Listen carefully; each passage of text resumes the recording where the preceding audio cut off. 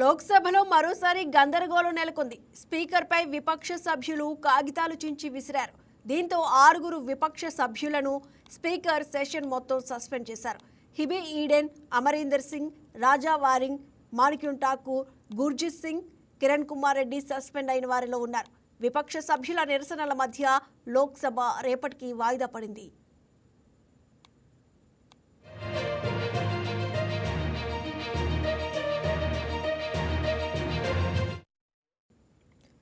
పొరుగు దేశం చైనాతో సరిహద్దు వివాదంపై రాహుల్ గాంధీ మరోసారి లోక్సభలో గలమెత్తారు. మాజీ ఆర్మీ చీఫ్ జనరల్ నరవణే రాసిన 4 స్టార్స్ ఆఫ్ డెస్టినీ అనే పుస్తకంలోని అంశాలను సభలో మరోసారి ప్రస్తావించారు. నిన్న సభలో తాను చేసిన వ్యాఖ్యలకు కట్టుబడి ఉన్నానని స్పీకర్కు తెలిపారు. తాను మాట్లాడుతుంది స్వప్రయోజనాల కోసం కాదని దేశ భద్రత గురించేనని రాహుల్ అన్నారు. దీంతో రాహుల్ వ్యాఖ్యలపై ఎన్డీఏ సభ్యులు తీవ్ర అభ్యంతరం వ్యక్తం చేశారు. లద్దాఖ్లో మన సైనికులు ఎంతో మంది ప్రాణాలు కోల్పోయారని రాహుల్ గాంధీ కామెంట్ చేశారు. కానీ లద్దాఖ్పై చర్చించేందుకు ప్రభుత్వం ఎందుకు వెనుకాడుతుందో సమాధానం చెప్పాలని డిమాండ్ చేశారు. అనంతరం సీట్ల నుంచి లేచిన కేంద్ర మంత్రులు రాహుల్ గాంధీ వ్యాఖ్యలపై ఆగ్రహం వ్యక్తం చేశారు. ఇరు పక్షాల వ్యతిరేక నినాదాలతో లోక్సభ దద్దరిల్లింది.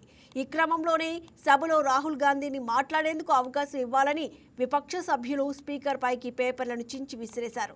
దీంతో స్పీకర్ సభను మధ్యాహ్నం 3 గంటల వరకు వాయిదా వేశారు. 3 चीजें बोलना चाहता हूं. पहली चीज बोलने नहीं दे रहे हैं. मोदी जी घबराए हुए हैं. आपने देखा जो ट्रेड डील 4 महीने से रुकी हुई थी.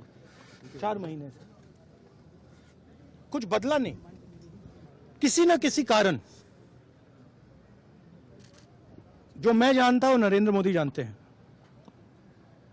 नरेंद्र मोदी जी ने कल शाम उस डील को साइन कर दिया. नरेंद्र मोदी जी पर प्रेशर है, भयंकर प्रेशर है. और नरेंद्र मोदी जी का जो इमेज का गुब्बारा है, जो हजारों करोड़ रुपए लेकर बनाया गया था, वो फूट सकता है. इशू ये नारावाने की स्टेटमेंट नहीं है, ये साइड शो है. और वो भी जानते हैं, मैं भी जानता हूं. मेन बात ये है कि हमारे प्रधानमंत्री को कॉम्प्रोमाइज कर दिया गया है. किसने किया है, कैसे किया है, ये हिंदुस्तान की जनता को सोचना है. मगर इतिहास में पहली बार हिस्ट्री में एलओपी को प्रेसिडेंशियल एड्रेस में नहीं बोलने दिया है. बाहर बोल दीजिए, जो अंदर नहीं कहा दिया जा रहा है. वो तो ऑटोमेटिकली होगा. बट ये आप समझिए, और हिंदुस्तान के जो किसान हैं, आप सब समझिए कि इस ट्रेड डील में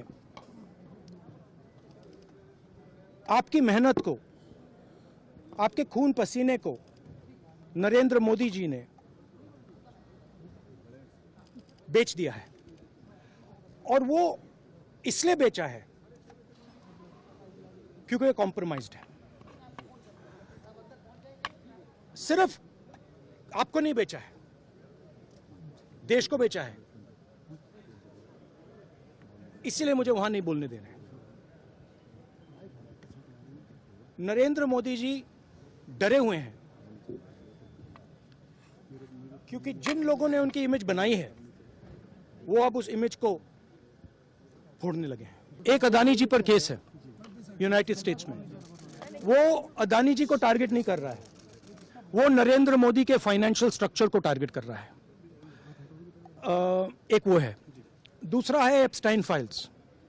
एप्स्टाइन फाइल्स में अभी और माल है, वो अभी रिलीज नहीं हुआ है. इसीलिए इस दबाव में आकर एप्स्टाइन फाइल्स में जो है, जो पूरा देश जानना चाहता है, मगर अभी अमेरिका ने रिलीज नहीं किया है. और दूसरा जो अदानी जी पर केस है, जो एक्चुअली मोदी जी पर केस है, क्योंकि वो बीजेपी का फाइनेंशियल स्ट्रक्चर है, मोदी जी का फाइनेंशियल स्ट्रक्चर है. तो ये 2 प्रेशर पॉइंट्स हैं. और आप ये बात समझ लो, देश ये समझ ले कि प्रधानमंत्री कॉम्प्रोमाइज्ड है।